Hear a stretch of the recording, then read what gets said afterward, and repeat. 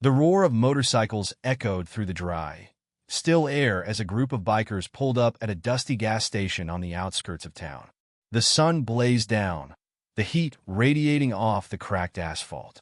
It was just another scorching summer day in this sleepy desert town, or so it seemed. Amid the leather tom-yettes and bandanas, one figure stood out, a man in clean military fatigues, filling up his pickup truck. His stance was rigid, disciplined, even in the oppressive heat. His presence didn't go unnoticed by the raucous bikers.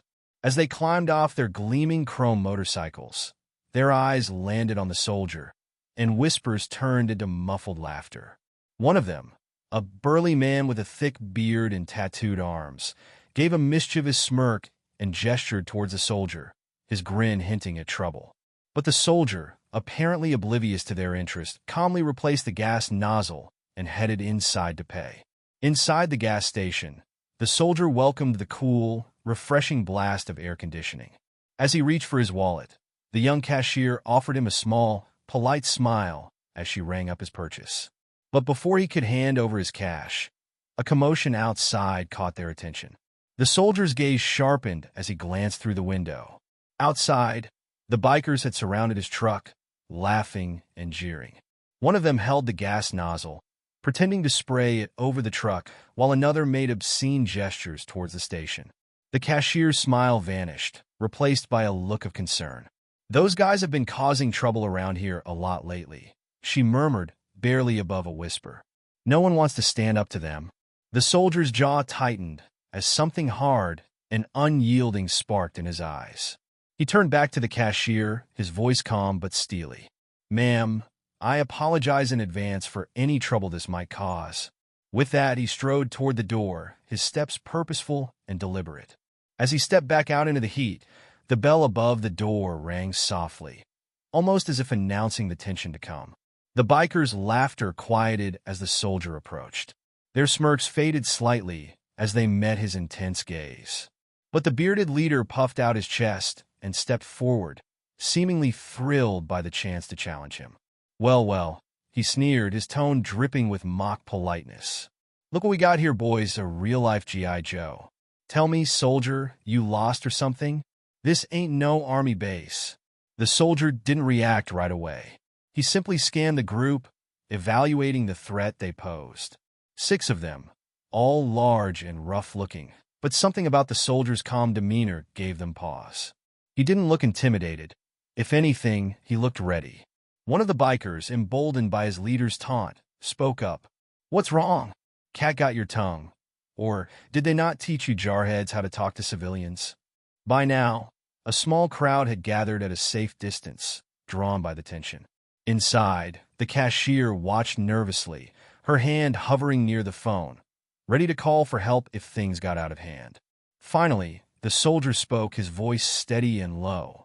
"Gentlemen, I'm going to ask you once to step away from my truck and leave this establishment. I have no quarrel with you, but I won't hesitate to defend myself if necessary." His words lingered in the air, carrying an implicit, unmistakable warning. For a moment, the bikers exchanged uneasy glances. Some shifted in place, but the leader held his ground, moving a step closer, now within inches of the soldier. "Oh yeah," he sneered, his breath hot and close. "And what exactly are you planning to do, tough guy? Haven't you noticed you're outnumbered?" A tense silence fell over the station. Onlookers watched with bated breath, wondering what would happen next. But the soldier didn't flinch, holding the biker's gaze with an unwavering intensity that sent chills through the crowd. "Numbers don't matter much to a man who's faced down insurgents in the Afghan mountains," he replied softly. "Now, I'll say it one more time. Back off." The quiet firmness in his voice made the leader pause, and for the first time, a flicker of doubt appeared in his expression. But his pride was on the line, and he couldn't back down now.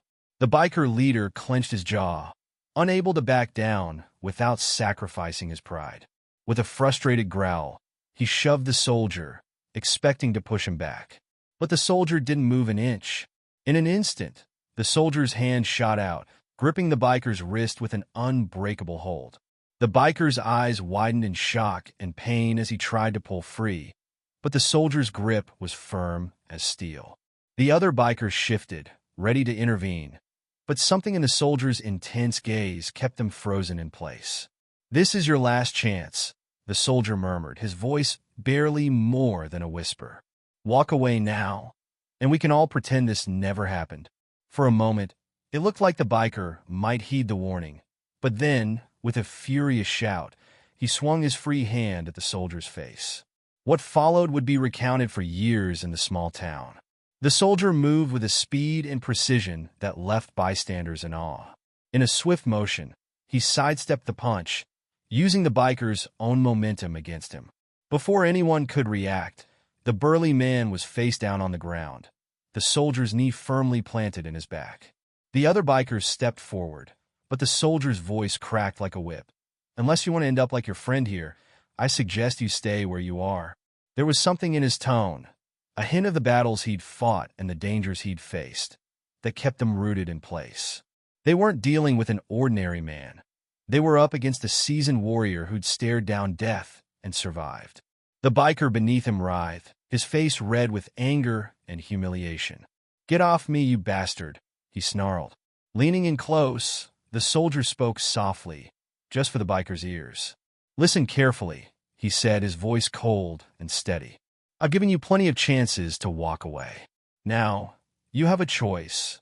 Either you and your friends ride out of this town and don't come back, or you can see where this goes. And trust me, you won't like how it ends." Just as the tension hit a boiling point, sirens echoed in the distance. It seemed someone, likely the cashier, had called the police. As the wail of approaching police cars grew louder, the soldier's gaze swept over the remaining bikers, daring them to make a move. Their leader pinned and the authorities on the way, the fight seemed to drain out of them. They raised their hands in a reluctant surrender. The soldier had won, not just through physical strength, but by breaking their spirit. As police cars pulled into the station, kicking up clouds of dust, the crowd murmured in excitement. They just witnessed a moment worthy of legend, a real-life David versus Goliath showdown. But as the dust settled and the police took control, one question hung in everyone's minds. Who was this soldier, and what would happen if the bikers came back for revenge? When the police finally came to a stop, their lights casting red and blue flashes over the gas station, the soldier released his grip on the biker and stood, hands visible and unthreatening. The other bikers shifted uneasily, caught between helping their leader and fearing the consequences. Two officers emerged from the lead car, their hands resting on their holsters as they surveyed the scene. The older officer, a grizzled veteran with salt and pepper hair, approached the soldier. His eyes took in the military fatigues, the soldier's unwavering stance, and the calm but intense demeanor. "What's going on here?" the officer asked, his tone professional but cautious. The soldier met his gaze, steady and unflinching. "Just a misunderstanding, sir," he replied. "These men and I had a disagreement, but I believe we've reached an understanding." The biker leader, now back on his feet and nursing his sore arm, sneered. "Understanding? This guy attacked me." The younger officer stepped in, raising a hand to the bikers. "Everyone stay where you are. We'll sort this out calmly." As the officers began collecting statements, whispers rippled through the crowd. The story of what had just happened spread, growing more embellished with each retelling. By the time the last statement was taken, the soldier had become a local legend in the eyes of the townsfolk. The older officer pulled the soldier aside, his voice low. "Look, son, I appreciate you standing up to these troublemakers. They've been causing issues here for months, but I can't condone vigilante justice, even from a military man." The soldier nodded, understanding in his eyes. "That wasn't my intention, sir. I only wanted to defuse the situation." The officer sighed, running a hand through his thinning hair. "I believe you, but this isn't over. Those bikers? They're part of a bigger group that's been expanding into the area. They're not going to take this lying down." Right on cue, the distant rumble of more motorcycles filled the air. A dozen more bikers rolled into the gas station, their bikes gleaming in the afternoon sun. At their head was a tall, lean man with a face weathered from years on the road, exuding the authority of a natural leader. The newcomer dismounted, scanning the scene until his gaze landed on the soldier. A small, knowing smile tugged at his lips as he approached. "Well, well," he drawled, his voice carrying across the suddenly silent gas station. "Looks like we got ourselves a real-life hero in town." The soldier remained silent, his posture tense but resolute. The biker leader who had been pinned earlier stumbled to his feet, relief and embarrassment mingling on his face. "Boss," he began, but the newcomer silenced him with a look. "I can see you boys had quite the afternoon," he said, his tone deceptively light. "Mind telling me what's been going on here?" As the story was recounted, the biker boss's expression remained unreadable, his eyes locked on the soldier. When the tale was finished, he let out a low whistle. "Impressive," he murmured, nodding at the soldier. "Not many could take on 6 of my men and come out on top. You've got skills. I'll give you that." The compliment was laced with an underlying threat, and the soldier inclined his head slightly, still watchful. The biker boss turned to the officers, his demeanor shifting to one of polite respect. "I trust my boys haven't caused you too much trouble," the biker boss said, his voice smooth as he addressed the officers. "We're just passing through. No need for this to go any further, right?" The older officer frowned, clearly caught between his sense of duty and his desire to keep things from escalating. "That depends. Anyone here want to press charges?" All eyes turned to the soldier. He stood silent for a moment, weighing his options. He knew that his choice would impact not only him, but the entire town. Finally, he shook his head. "No charges. Like I said, it was just a misunderstanding." The biker boss clapped his hands together, a thin smile on his lips that didn't quite reach his eyes. "Excellent. In that case, I'd say our business here is finished. Boys, mount up. We got places to be." As the bikers started preparing to leave, the boss approached the soldier one last time. He leaned in close, his voice low so only the soldier could hear. "You've made quite an impression, friend. So, here's some advice. This town's going to be ours before long. I'd suggest you stay out of our way." With that, he turned and walked back to his bike. The roar of engines filled the air as the bikers sped off, leaving behind a haze of dust and an unmistakable feeling of unfinished business. As the crowd began to disperse and the police prepared to leave, the older officer approached the soldier one last time. "You've stirred up a hornet's nest, son," the officer said gravely. "Those men won't forget this. And their boss? He's not one to be messed with." The soldier's face was set and grim. "I understand, sir, but I couldn't just stand by and do nothing." The officer sighed, a blend of admiration and worry in his gaze. "No, I guess you couldn't. Just watch your back. And if you need anything, don't hesitate to call." As the last of the police cars rolled away, the soldier was left alone at the gas station. The cashier, who had watched everything unfold, approached him hesitantly. "That was incredible," she said, awe in her voice. "I've never seen anyone stand up to them like that. But what happens now?" The soldier gave her a reassuring smile. "Now," he said, "we wait, and we prepare." As he drove away from the gas station, his mind was racing. He had come to this quiet town in search of peace, hoping to leave behind the scars of battle. Instead, he found a community under siege by men who ruled through intimidation. He knew he could just leave, move on to the next town, and avoid the conflict. But something in him resisted. Perhaps it was the hope he'd seen in the cashier's eyes, or the quiet desperation he felt from the townspeople. Or maybe he was simply tired of running, of turning his back on people in need. Whatever the reason, as he pulled into the driveway of the small house he had rented on the outskirts of town, he made a decision. He wasn't going anywhere. This town needed someone to stand up for it, and he was the right man for the job. As night fell and the town settled into an uneasy silence, questions lingered. Who was this mysterious soldier? What had brought him to this small desert town? And what would happen when the bikers returned, hungry for revenge? The battle at the gas station was over, but the fight for the town's soul had just begun. The soldier knew that the hardest battles were still to come. In the days that followed, the quiet desert town was buzzing with tension. Word of the confrontation at the gas station spread like wildfire, and the mysterious soldier became the talk of every diner, barbershop, and front porch. Some hailed him as a hero, a beacon of hope against the looming biker threat. Others worried that his actions would only invite more trouble.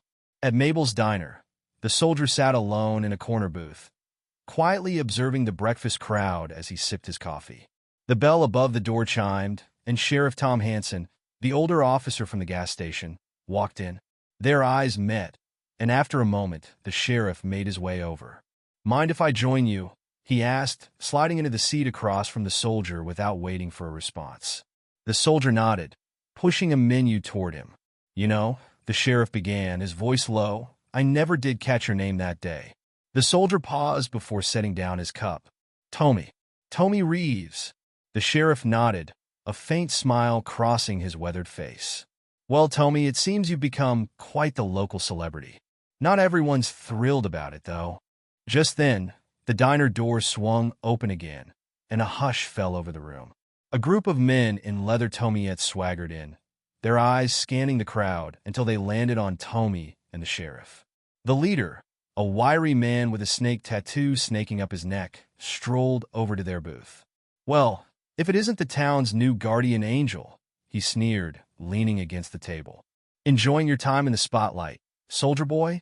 Ack remained calm, his gaze steady. "Just having breakfast. Feel free to get your own table." The biker's eyes narrowed, but before he could say anything, Sheriff Hanson intervened. "Is there a problem here, gentlemen?" the sheriff asked. For a tense moment, it seemed the situation might escalate, but then the biker relaxed, a cold smile crossing his face. "No problem at all, Sheriff. Just giving the newcomer a warm welcome to town."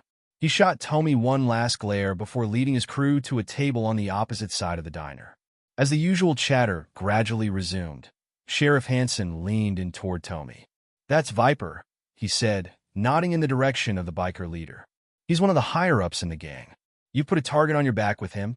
Tommy nodded, his expression grave. "I figured that much, but I couldn't just sit by and watch." The sheriff sighed, running a hand through his thinning hair. "I get it, but you have to understand, this town is complicated. The bikers? They've got their hooks in everything. Some folks are scared, sure, but others? They're benefiting from the arrangement." Before Tommy could respond, their waitress approached. It was Sarah, the cashier from the gas station. Her face brightened when she saw Tommy, a slight blush coloring her cheeks. "I'm glad to see you're okay," she said, her voice laced with concern. "After what happened, I was worried they might come after you." Tommy gave her a reassuring smile. "I can handle myself, but thanks for looking out." As Sarah took their orders and walked away, Sheriff Hanson watched her leave, then looked back at Tommy knowingly. "She's a good kid. Her brother, though, he's mixed up with the bikers. Lots of young people around here are. They get drawn in by the money, the excitement. They don't see the cost until it's too late." Their conversation was interrupted by a commotion at the bikers' table.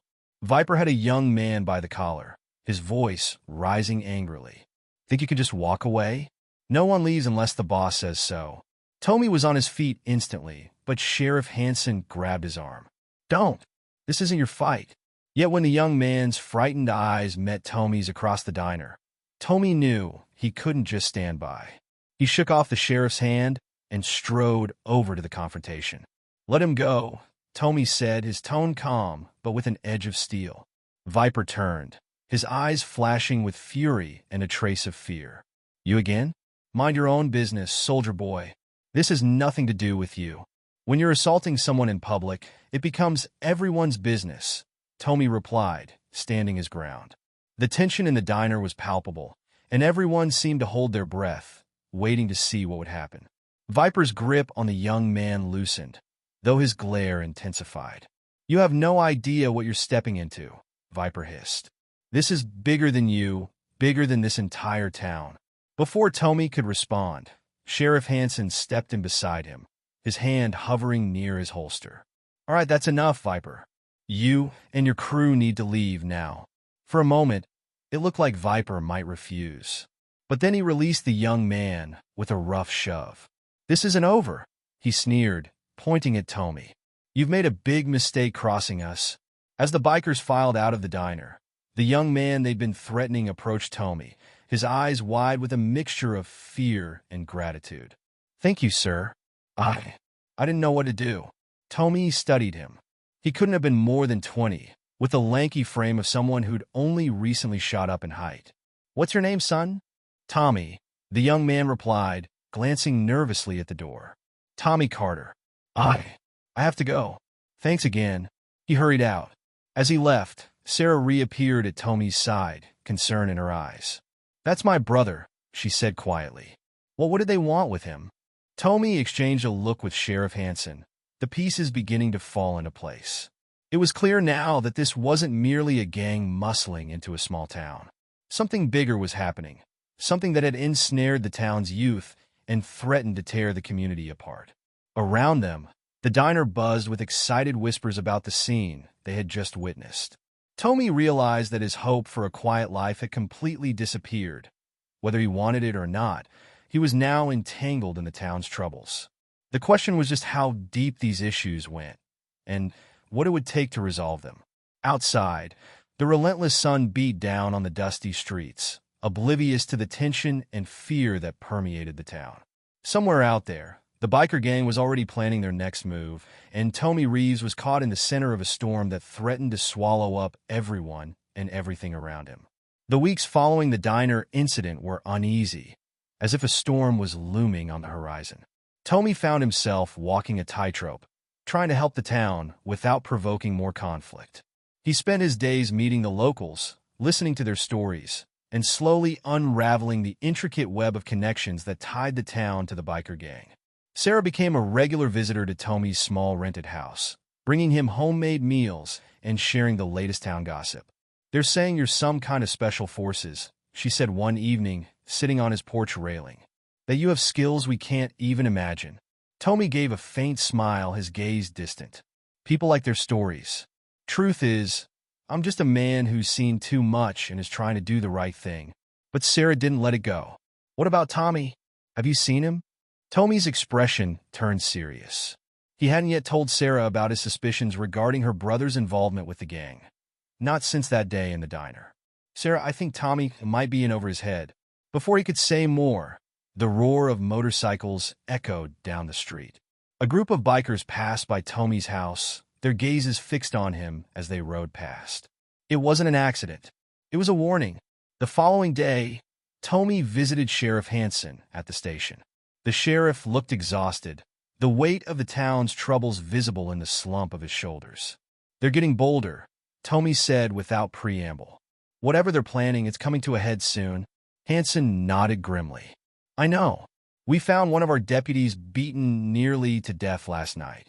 He was looking into some warehouses on the outskirts of town, claimed he saw something he shouldn't have." Tommy leaned forward, his voice low.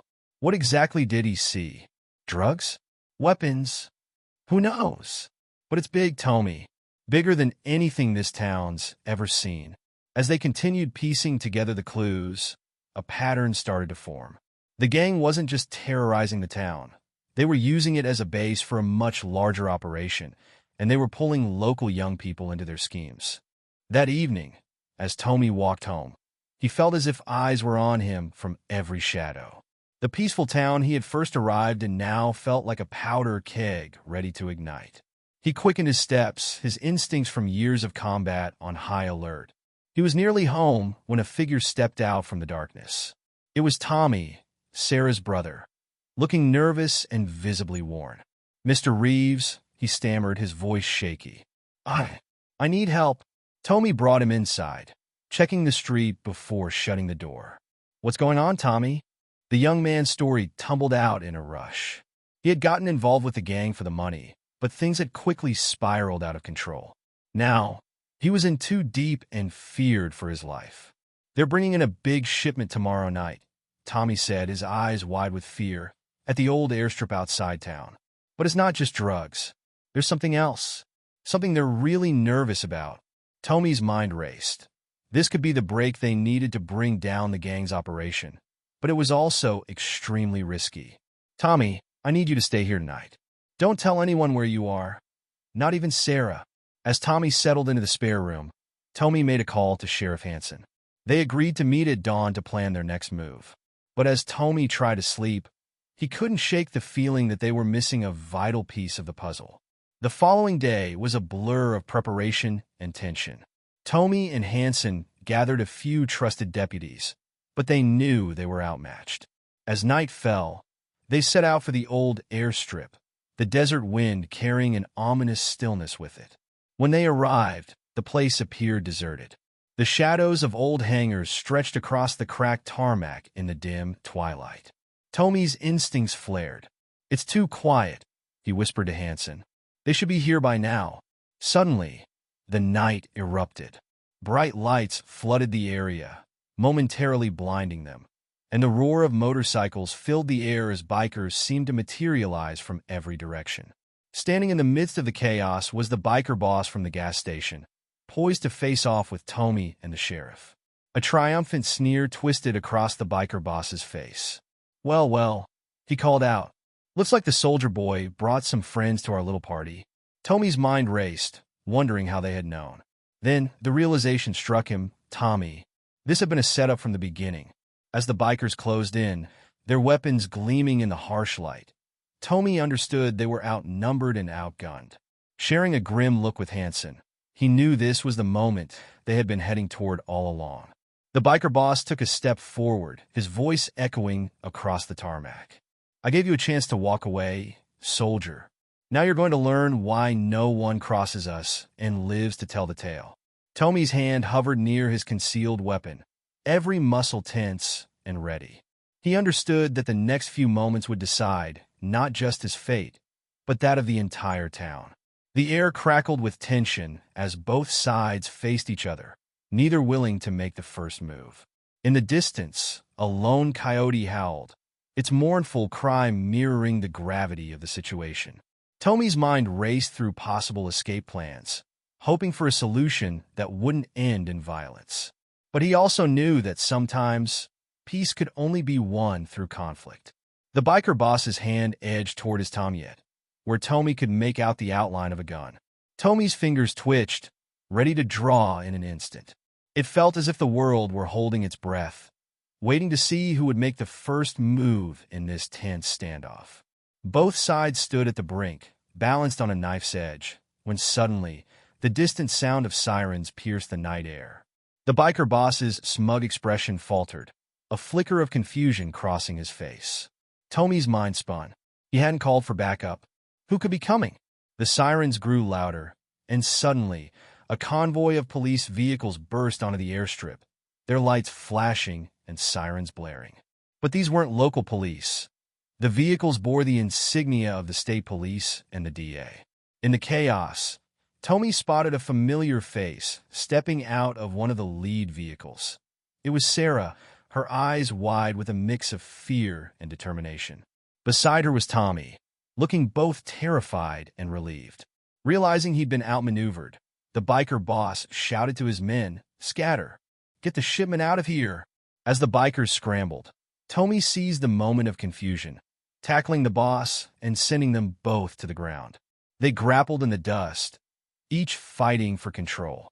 The biker boss managed to land a solid punch, but Tommy's training kicked in, and he countered, pinning the man down. Around them, chaos had erupted.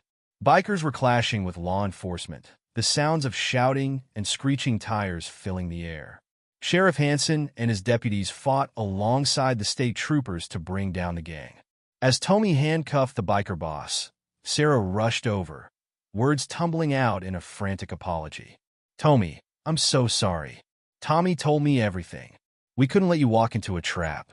I called my cousin in the state police, told her what was happening." Tommy processed the information, his tone a mix of admiration and concern. "You took a huge risk," he said. "But how did you know where we'd be?" Tommy stepped forward, his face a blend of shame and resolve. "I told her. I couldn't go through with it. I couldn't let them hurt you or Sarah. So I came clean about everything." Before Tommy could respond, a loud explosion rocked the airstrip. One of the old hangars had erupted in flames, sending a thick column of black smoke into the night sky. The acrid stench of burning chemicals filled the air. "This shipment," the biker boss yelled, struggling against his restraints. "You idiots! Do you have any idea what you've done?" A state trooper rushed over, her face set in grim determination. "We need to evacuate the area now," she said urgently. "This fire isn't just burning drugs. We're detecting highly volatile compounds. This whole place could go up any second." As the evacuation order spread, Tommy knew the night was far from over. The fire was quickly spreading, threatening to consume the entire airstrip. And somewhere within that inferno was the evidence they needed to take down not just this gang, but a larger criminal network. Tommy turned to Sarah and Tommy. "Get out of here, both of you. It's not safe." Then he looked at the trooper. "I'm going in. There might still be people trapped inside, and we can't lose that evidence." Before anyone could stop him, Tommy sprinted toward the burning hangar. The heat was blistering, the smoke thick and suffocating. Through the chaos, he heard voices calling out for help. As he plunged into the smoke-filled building, he knew he was racing against time. Inside, the hangar was a labyrinth of burning crates and twisted metal. Tommy moved swiftly, his years of combat experience guiding him through the inferno. He spotted two bikers trapped under a fallen beam and quickly freed them, urging them toward the exit. Pushing further into the blaze, Tommy noticed a large metal container partially obscured by flames. His instincts told him this was what they had been looking for. Fighting through the intense heat, Tommy managed to reach the container, the flames searing through his clothes. Just as he reached it, a secondary explosion rocked the hangar, the roof creaking ominously as sections began to collapse. Knowing he only had seconds to act, Tommy grabbed what he could from the container, a laptop and a stack of documents, before turning to escape. The fire trucks arrived just as the crews began working to contain the flames. Paramedics moved quickly to assist the injured, while the police set up a perimeter and rounded up the remaining gang members. As Tommy emerged from the thick smoke, clutching the hard-earned evidence, paramedics surrounded him. Through the chaotic scene, he spotted Sarah's relieved expression and caught a nod of approval from Sheriff Hansen. Yet, even as he handed the evidence over to the DEA agents, a lingering feeling of unease filled him. The biker boss's final words echoed in his mind. What exactly had been in that shipment, and who was truly behind it all? As dawn broke over the desert, casting a surreal glow over the smoldering airstrip, Tommy realized that this night's events had triggered something far larger than a local conflict. The fight here had ended, but a much larger battle had just begun. In the days that followed, the small desert town buzzed with activity.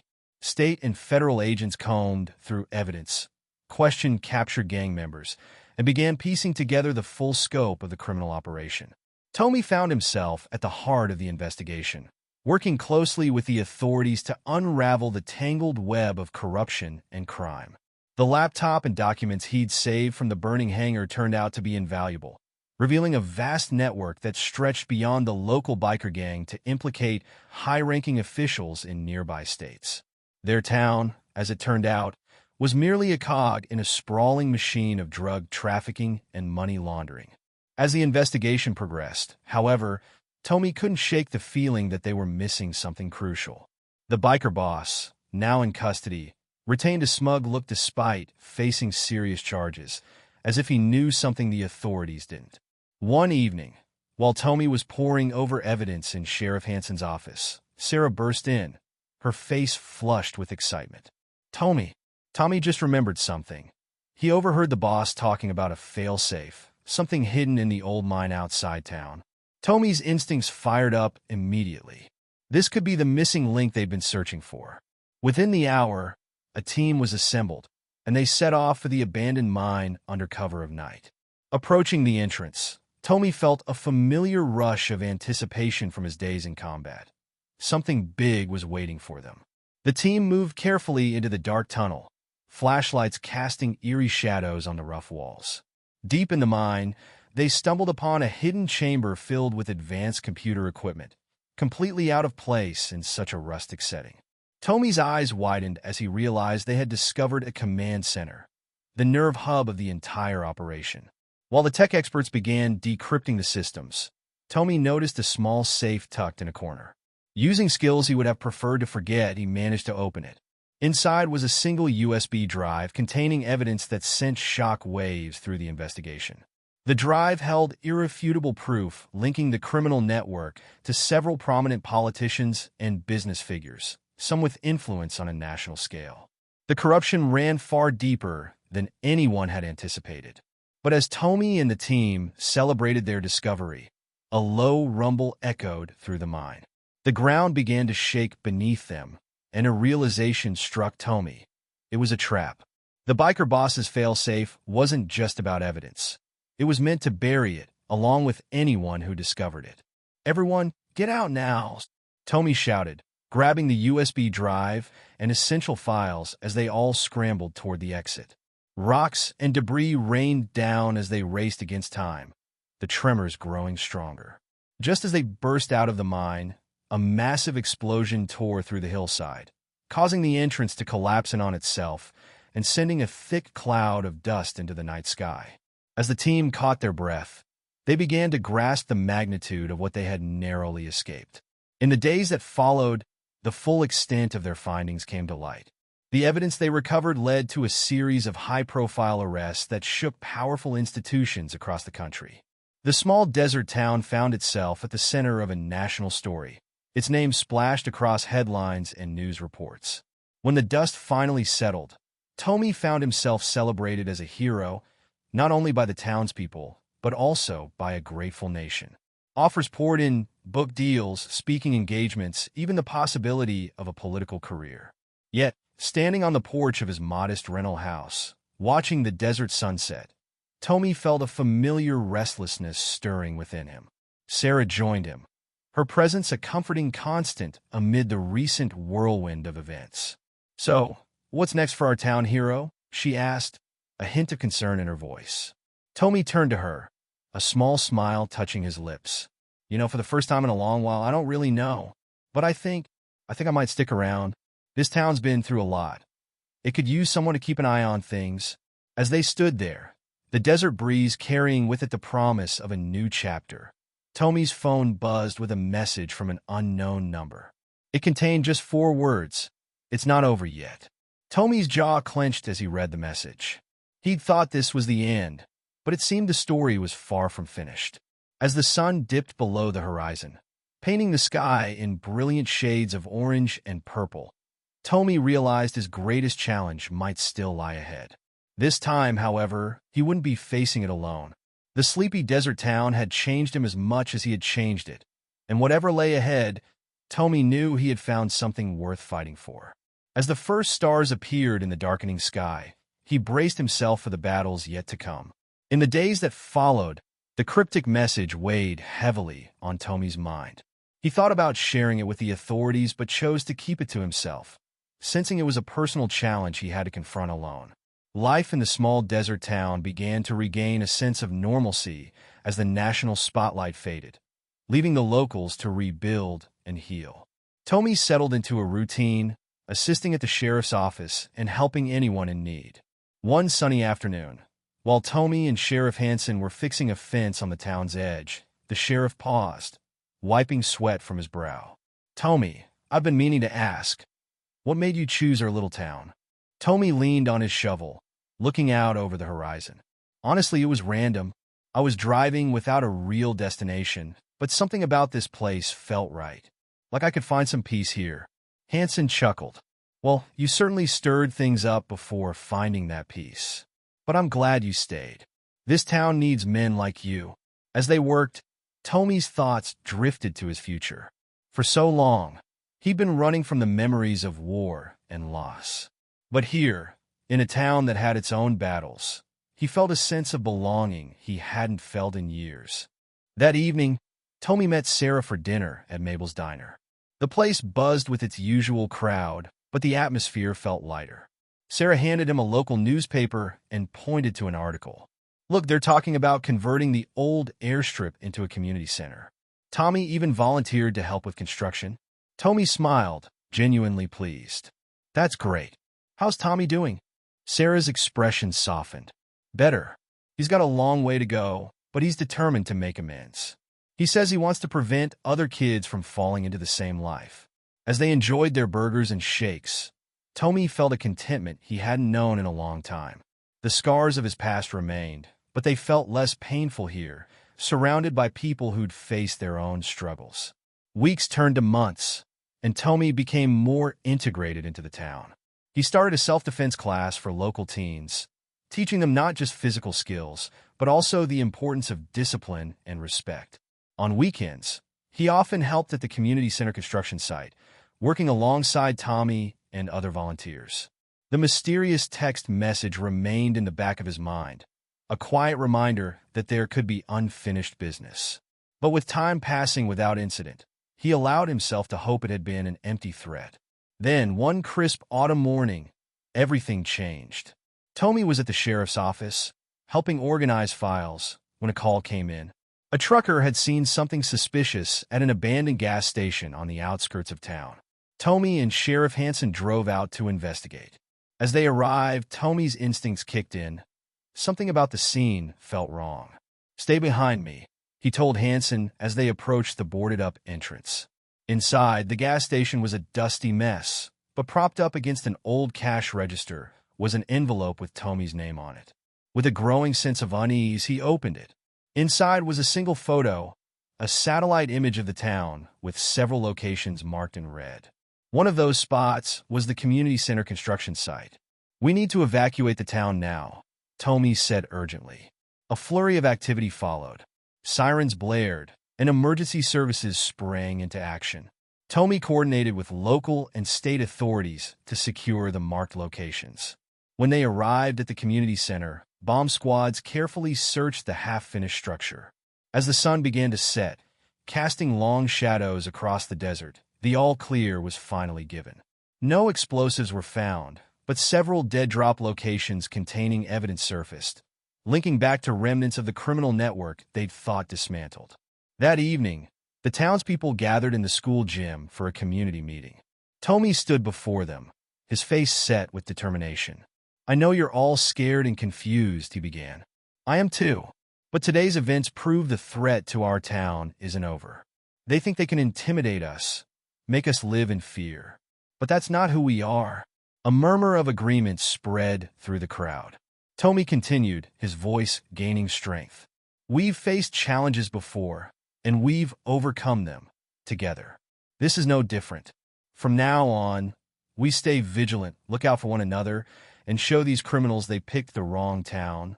The gym erupted in cheers and applause. As Tommy stepped down from the podium, people surrounded him, offering words of thanks and support. In that moment, he realized this town was no longer just a place he'd stumbled into. It was home. Later that night, Tommy sat on his porch, replaying the day's events in his mind. Sarah joined him, and they sat together in comfortable silence, watching the stars twinkle above the desert. After a while, Sarah spoke. "You know, when you first came to town, I thought you were just passing through. Just another drifter with a troubled past. But now, I can't imagine this place without you." Tommy turned to her, emotions flickering across his face. "I can't imagine being anywhere else," he replied softly. As they sat there, the cool night air carrying the scent of sage and distant rain, Tommy felt a sense of peace settle over him. The road ahead wouldn't be easy, with battles still to fight and challenges to face. But he wasn't alone anymore. In this small desert town, with its resilient people and open skies, Tommy had found more than a place to lay low. He'd found a purpose, a community, and maybe even a future. The mysterious message that once filled him with dread now felt like a call to action. Whatever came next, he would face it head-on, backed by the strength of an entire town. As dawn's first light began to paint the eastern sky, Tommy stood up, stretching his tired muscles. Another day was beginning, bringing with it new challenges and possibilities. But for the first time in years, he felt ready to face them all. The story of the soldier who took on a biker gang had transformed into something more profound, a tale of redemption, community, and the power of standing together. And as Tommy Reeves watched the sun rise over his adopted home, he knew the greatest chapters of his story were still to come.